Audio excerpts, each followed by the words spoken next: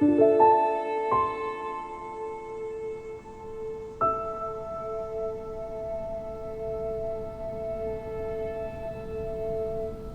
always love the in-between moments when the actor's waiting before the scene starts, not aware so much of the camera. Yeah. Moments in life that are natural and real and not perfect. Do we still have whoever was there helping you a second ago? Are they still there or not? Cassius? This is Cassius. How you doing? Hi. We should be rolling, right? Yeah, it's rolling. Yep. This is Sofia Coppola interview. Soft stakes, take one. What was it like for you to see Polly for the first time? Because that's another one. The best thing you can do is you almost make an impression as if you were never there. Whoa. I just had a power outage at my house, but look what I'm doing cinematically in the power outage. Because this is what happens on a movie. Sometimes everything goes to hell and then you have to improvise. Just to have something more,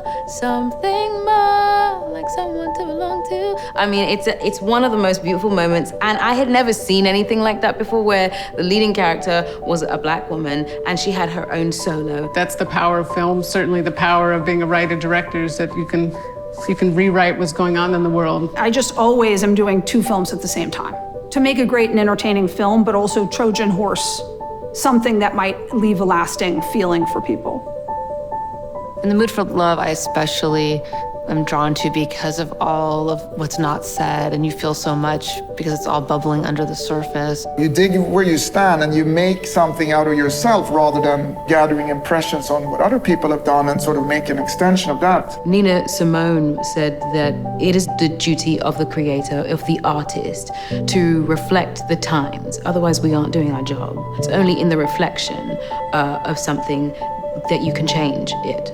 I was talking to a fellow director friend, and we were saying how it's just sort of like a disease. Like you have this thing in your head that you have to get out, and because it nags at you until you do. There's nothing about the success or failure of a previous joke that really will tell you if the joke you're working on now will function properly. So really, it's all about gut. It's all about trusting your instinct about why something's funny. If you trust that, everything becomes very, very easy, because then the questions disappear. When I saw Superman, it did this incredible thing for an art to do, which is take a person who's struggling to understand and process the world and make you believe again that your life could be good and that you could find purpose in this world and that you are Superman. I remember I had dinner with James Brooks with a group of people, and he talked about his characters as if they existed and he had an obligation to do right by them. When you do these things, it has to be kind of a perfect storm. It's so much about what you do, but it's also very much about who you do it with. I can't tell you how many times I've been like, who's the right person for this role? Peter Sellers. God damn it. I don't know if I have a movie that I like more than being there. It's the best Peter Sellers movie, and he was the best of everybody. I was 17 years old and went to the theater, and a trailer for She's Gotta Have It came on. I remember literally being pushed back in my seat. It was the first time I remember seeing myself reflected up on screen. You realize that you're glinting to the door to the universe. I think the more we can see films about people that we don't get to meet very often, the more we start to learn.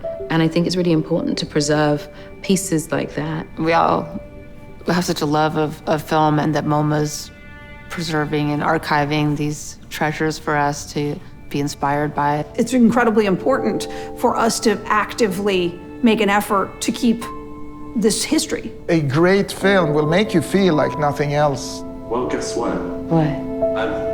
I've asked you every question. Can't wait to watch your next film. Thank you so much. Thank you. Thank you, Gina.